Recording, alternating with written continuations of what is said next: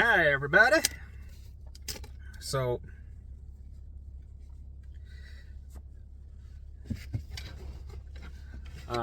this video will be about going against the odds.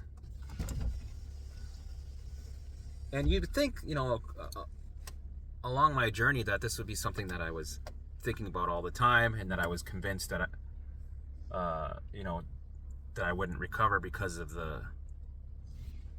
all the odds I was facing. I was going up a mountain like this, right? The percentage factor was 99% chance of not recovering,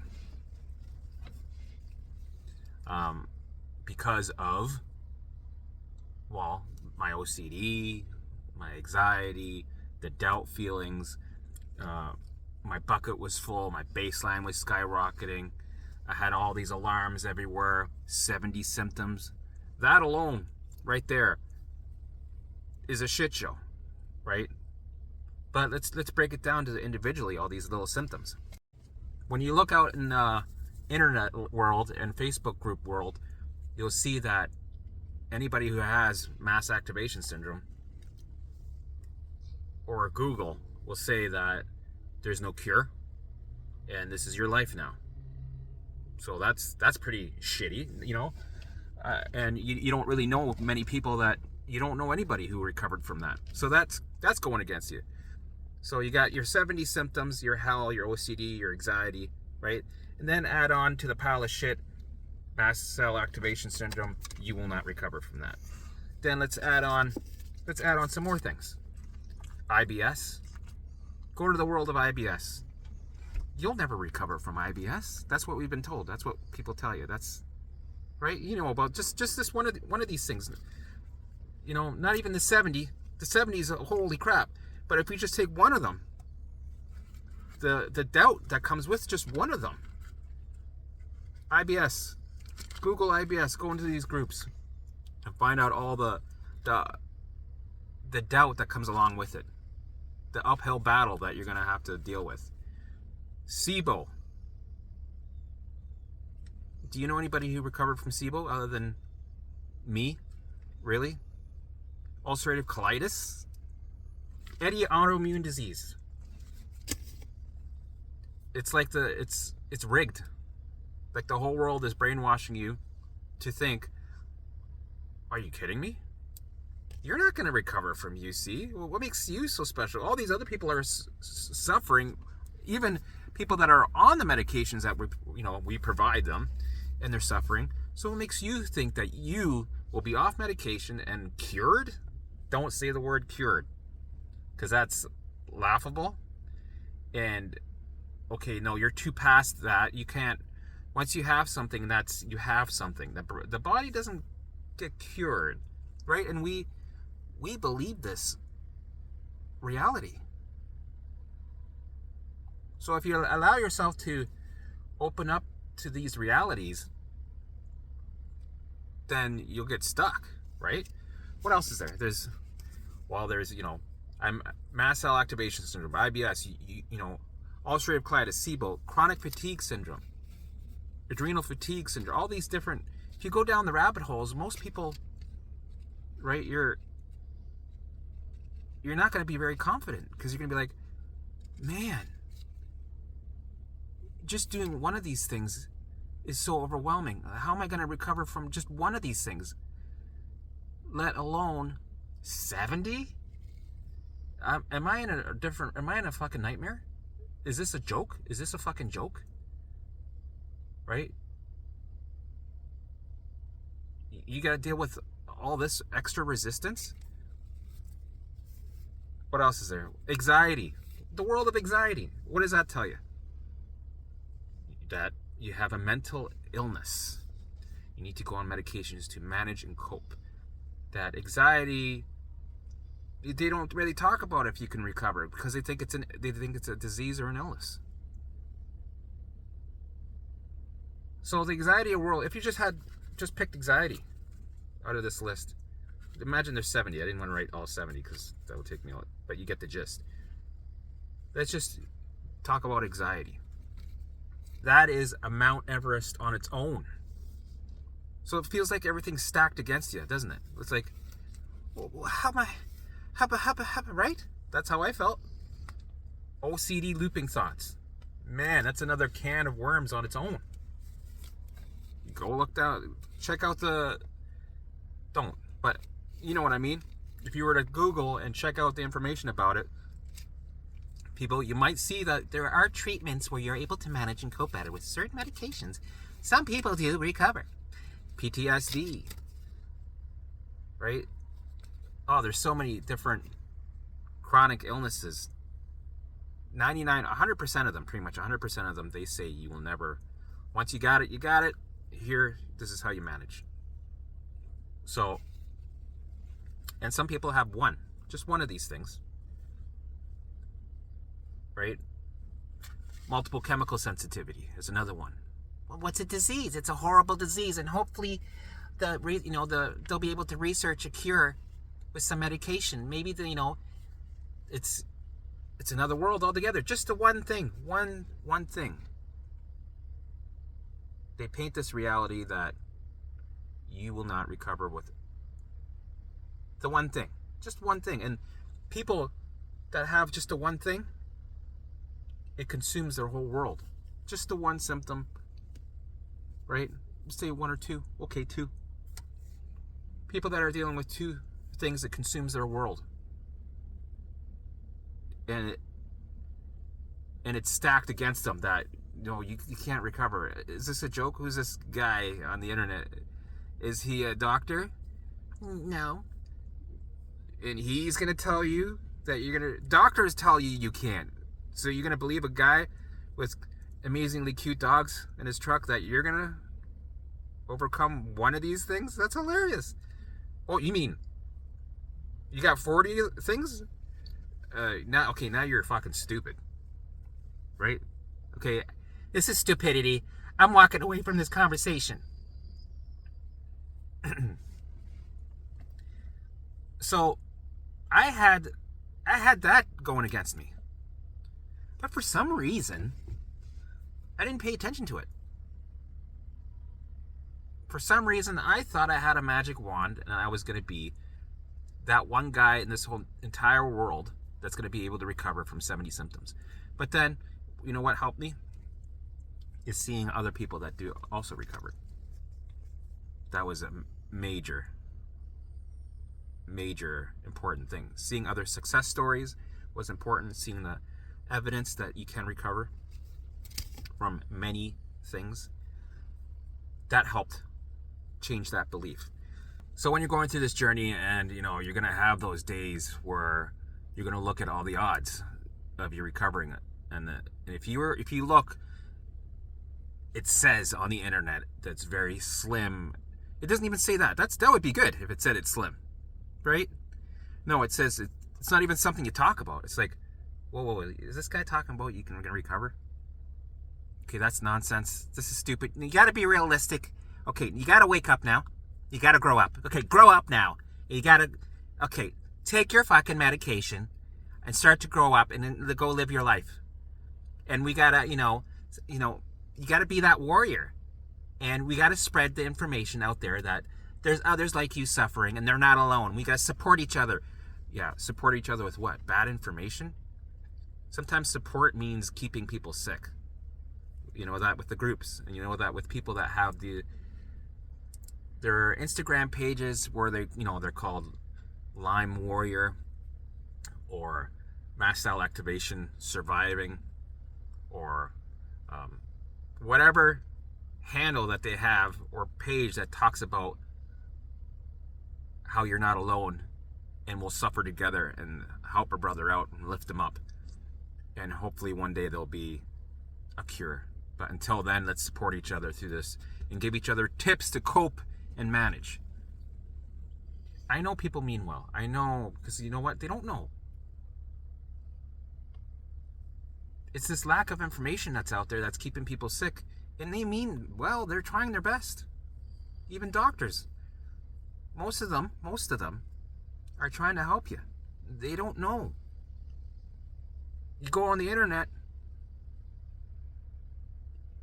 it's almost crazy. It is crazy. It's fucking insane. The internet is insane. If you go to do a Google search, it's telling you false information. It's telling you lies. Fucking brutal lies of realities that you don't have to be a part of. Here's your choice. You can believe the lies they tell you on the internet and live a complicated life that's full of suffering and medications, or don't. It's like, or don't. What do you mean? Don't. And that's the thing.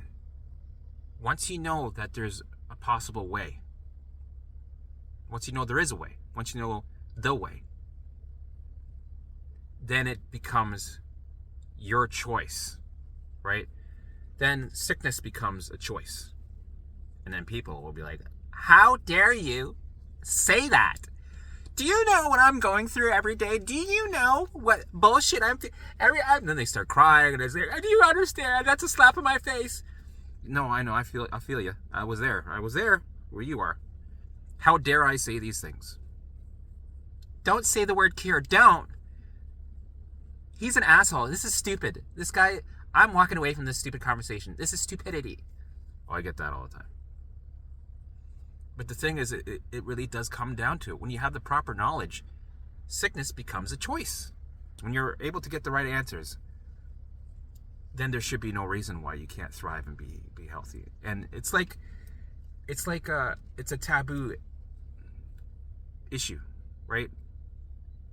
It's like this hidden secret door that people are not allowed to talk about because people don't even think about talking about it, right? Everything's about managing, coping, and nobody says, well, wait a minute, why don't we just not, why can't we just not be sick? Okay, funny. Haha, funny, I get it. Okay, show some respect. Okay?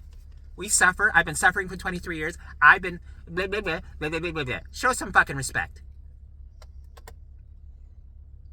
And then when you got, I've had it when I go to some of these groups, and some people, they bring up some good valid points. They're saying, I'm like, you can recover from multiple chemical sensitivity, where you won't feel it anymore. Your sensitivity's gone. And they're like, yeah, but it's still dangerous. The fragrances are still dangerous. So I want to be able to know that it's poisoning my body. I don't want to be able to tolerate it. And then I tell them, no. What happens is you regulate your body, and these poisons that you're perceiving become irrelevant because your body is able to filter them out. It's designed to do that, right? And sometimes you do see people where they expect the world to change around their issue, where it's like, okay, people need to show some respect. I have sensitivities, and you shouldn't be wearing any perfumes or cologne. And then they put these posters up. Show respect. Stop wearing the cologne. It's poison anyway, right? And everybody else has to change. Then I'm like, well, if you're worried about fragrances and perfumes as poison, you should also worry about, social media, the news, ticks, mold, Lyme disease, COVID, flu, vaccines, stress, traumas, your ex-boyfriend that was a narcissist, the guy down the street who supports Trump. What else? Past surgeries that you had, antibiotics, you should also ban that. If you're thinking that way, then your whole world environment is poison. The food you eat, that kale that you love, poison. If you really want to look, go on the internet. Somebody will say somewhere that kale is poison, right? Or you can change yourself within, recalibrate so that the body's able to handle all these messages of danger that you're sending, and stop labeling everything as poison. Turn off the alarms, bring your baseline down so it can regulate the environment that you're in, and be free. And all these poisons that you're surrounded by become irrelevant. And you won't need to micromanage your body anymore because it knows what to do. You can trust it. I've said this before in some of these Facebook group Karens. They were like, okay, that's stupidity. Conversation is over. I'm like, okay, well, my stupidity got me recovered from 70 symptoms, and now I'm thriving. If you're not open to the idea that you can recover, that's okay. I'll help the next person that wants to recover. And you can stick to your smart methods. They don't like that. They don't like it when I talk about this stuff because, okay, this is triggering. And then I tell you, yes, you might be triggered because it's the truth. But you know what? Sometimes it's worth being triggered for you to get your life back. So everywhere you go, people are, it's because the odds are against you. The information, what do you expect? The information on social media is pure lies. And it creates a reality that people grab onto. Like leaky gut. Well, we gotta heal my gut. It's leaky. There's holes in it. And there's particles that go through the holes, and it goes through the blood-brain barrier. Bang, bang, bang, bang, bang. I got these metals that I have to chelate, chink. Ah, man. Just pick something. Pick something, and there'll be 10 rabbit holes beside it. Drive yourself crazy. Bring your baseline up. More alarms, more sensitivities, and here we go with the cycle. Or regulate your body. Get proper information. Get some clarity. Live your life freely. All these poisons and perceived dangers become irrelevant. You don't have to micromanage your body anymore, and you become free. And you, instead of wasting your energy on putting up posters to tell everybody else in the world to change, you can focus on things like gardening, living your life, being happy, right? And getting the proper information that will help get you there. And for some reason, once in a while, I would have my OCD doubt moments where all this stuff came and hit me in the face and said, remember, nobody ever recovers from one thing and you're expecting to recover from 70 things? Are you living in a fucking dream, delusional? Maybe it's another symptom. Maybe you have psychosis thinking that you're going to recover. You're crazy. You're fucking crazy, Helmet. You're fucking crazy. I had those moments. And I would agree with him, go, yeah, I know. I'm going to have this for the rest of my life. That's okay. Right? And it'd fuck off. But then I'd get back on track. I'm like, I know I can recover. I've seen the success stories. That's all I need. That's all I need. I'm going to do this no matter what. I'm going to be one of those guys. And yeah, I'm going to do 70 symptoms, and I'm going to thrive. I'm going to feel better now than I did when I was in my 20s.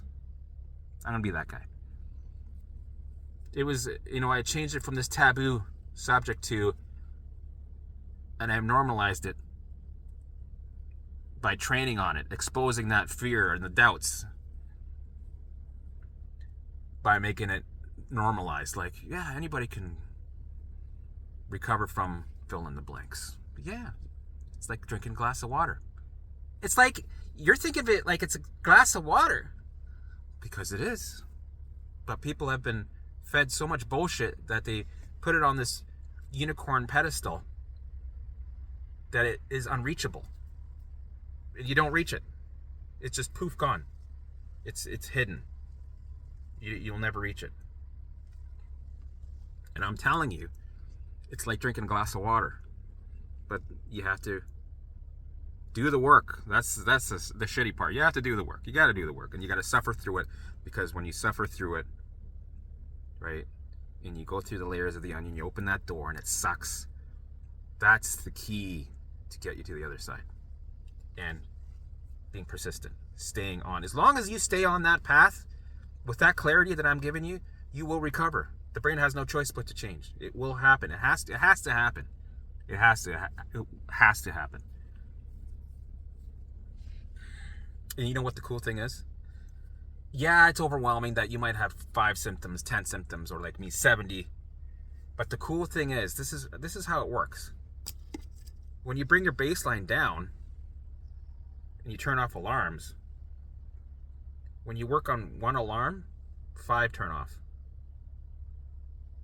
So it's not like this one alarm is a special alarm. You have to literally walk over to it and turn it off.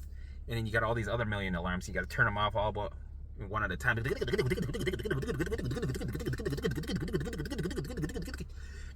No. The way it works is turn one off, 5 go off. Turn this off, 20 go off. Right? It helps you across the board because it's your baseline. Baseline is everything. Right? It holds all the alarms. Right? It starts to come down. All of a sudden you have all alarms turning off by the right? Which is beautiful.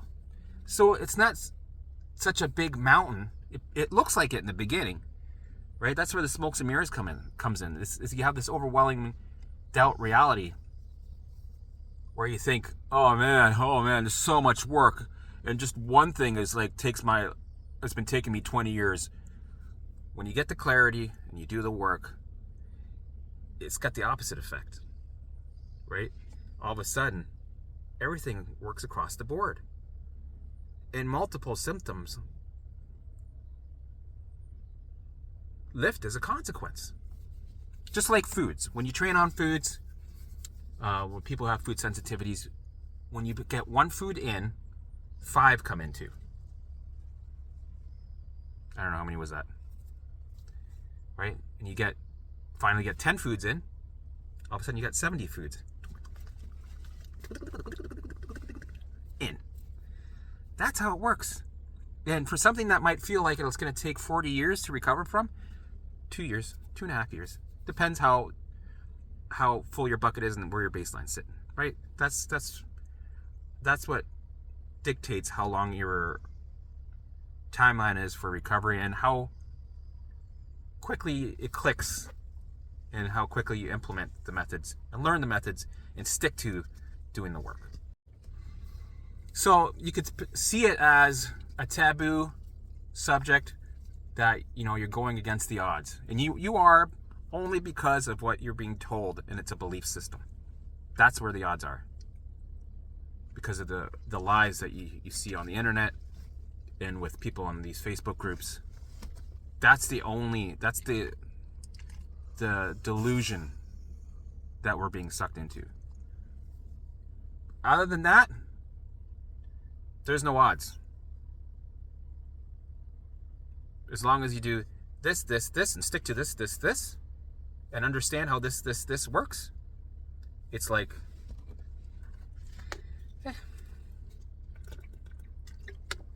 whatever, right? It's just like anything else. It doesn't have to be on a pedestal. It doesn't have to be this crazy monster mountain that you think you'll never climb. It can be like you walking from here to there. Straight line. That's it. Just do the work. Enjoy the journey. It's fucking hard. Yeah, it's hard. The work is hard. That I will not take away from you. That I will be like, oh fuck, the work is hard. Yes. Here's take that. The work is fucking hard. Garrett, yep. There, that'll help you believe what I'm talking about. The work is fucking hard. You have to stay on. That's the catch. You have to stay on the path. Yep. But the answer is easy. Right? That's almost triggering. Oh my God, don't tell me that's easy. I don't want to hear it. I want to hear the other reality. The lies. I want to hear the lie. I want to believe the lies. Because this is too good to be true. This cannot be true.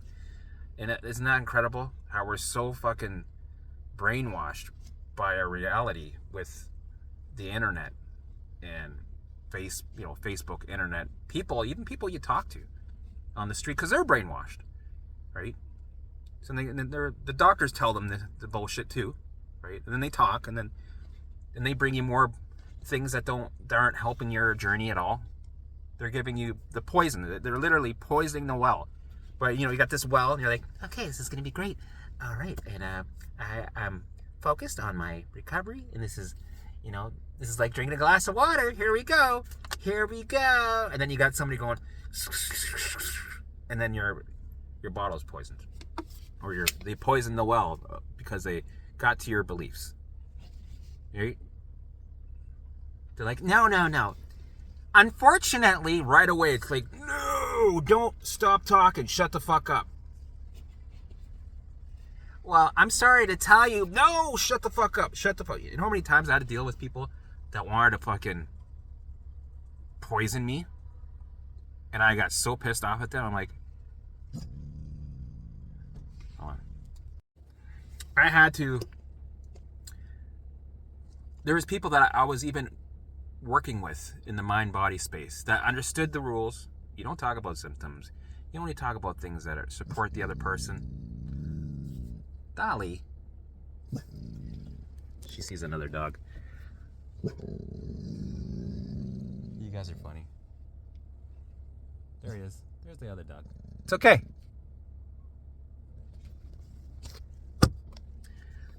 Even people that were, they knew that they were on board with the recovery process, and they were even dropping bombs. I'm like, whoa. They'd be like, hey man, I hope you're doing good, but unfortunately, blah blah blah. I'm like, nope, stop reading, block. Right? This is where you gotta get a hold of your reality and how much you're gonna get sucked in by the bullshit. This is why I created a bubble. I got off the Facebook, and I stayed on Instagram and only watched recipes and traveling videos and pictures, and cut a lot of people out. And some of them I cut out for, the meantime, just for now. I even told them, I got to do this work. I won't be talking much on my phone, just so you know, right? I did a respectful thing. I was nice about it. Some people I just cut out. And I had to be careful with the information I was getting. So the internet wasn't affecting me anymore. Certain people, because people, when they give them the opportunity, they want to destroy you. But they act like they're your brother and they're trying to help you. I'm just trying to help you. No, you need to be realistic about this. That's not reality. That's not reality. You can't be in a bubble. You cannot be in a bubble. That's no. And they don't stop. They fucking the Terminator. Ding. No. Listen to the lies. Listen to the brainwashing. And this is where you have to cut them out. You have to create a bubble. Do the work. Eventually, you will open that bubble and expose yourself to things that make you uncomfortable. You're going to expose yourself to these type of people, the internet, the radio, the news, right? All the bullshit that's out there. And you're going to allow yourself to be triggered because you want to be able to get back to life, because you're going to walk by people having conversations. You're going to be in a truck with somebody who has the radio on, or in somebody's living room with the news on, or conversations, right? Life is going to keep going on, but you want to be able to adjust accordingly so it doesn't affect you anymore. And you don't have to broadcast to everybody what you're doing. You can keep that to yourself. And I think it's probably the best thing to do. Keep it to yourself so you don't invite in more resistance. Right? You can almost keep it like a secret. I have the secret. I have the key to thriving health. And I'm going to choose who I'm going to share it with. It's like an underground society. Literally, it's almost like that. You have to be very picky on who you tell, because they judge you, and it's only at the end of the day it's going to affect you, right? And you don't want to deal with resistance. You don't want to waste your energy on this shit. So you guard your energy, you guard what you know is true, because the outside world doesn't like that. So you got to be picky, choosy who you invite in and show them, where the pond of thriving health is, where it is, so they can drink from it. Right? It makes sense. You don't want to just open yourself up, because then people will tear you down. So in the beginning, yes, create the bubble, keep it to yourself, don't broadcast shit, and the odds do seem like they're against you, but I'm telling you, it's just an illusion. And to escape that illusion, you got to stop surrounding yourself with that illusion.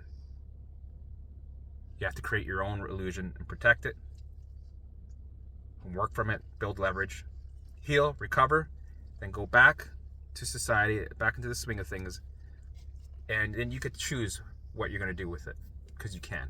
Not because you have to, because you can. So at the end of the day, once you have the information, which I'm providing you here, it is a choice that you make. Illness is a choice you can have, be thriving and healthy.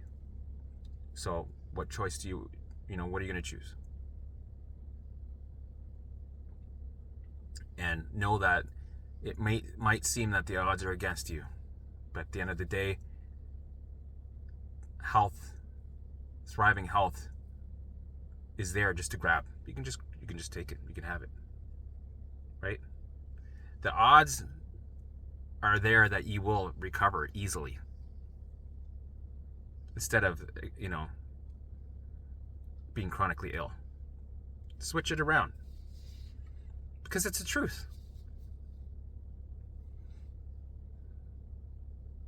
And it's interesting how we allow these odds to cut us down. When you get a little clarity, like the Wizard of Oz, you see who's behind the curtains. It's all bullshit. And when you find that out and you see the evidence, you overcome the doubt. And it's laughable. You laugh about it. You've woken up from this bullshit dream. And that is powerful. And you become powerful. You become superhuman. You become supernatural. The way we were all supposed to be. That was supposed to be normal. A normal thing. Thriving health is supposed to be a normal thing. But we're told it's something that you can't have. Like, are you healthy? Oh my God. Okay, stop. Oh my God, stop. Please stop. Oh my God, please stop. Right? It should be, oh, you're not healthy? Okay, well, let's get you healthy. Why don't we do that? Why don't we get you healthy by next week? Right? That's the conversations that normal people should be having every day. Oh, I heard that some guy who is living in Alberta has knee problems. Really? Okay, well, he's going to have to get better by next week. I think that's too late. It should be by tomorrow. Right? It should be the opposite. The news should be saying that we have too many healthy people in the world, and everything's going too good, and we have nothing to report. We can only have positive things to report, and nobody's watching our channels anymore. So we're just going to play happy music and show you images of birds chirping. How about that?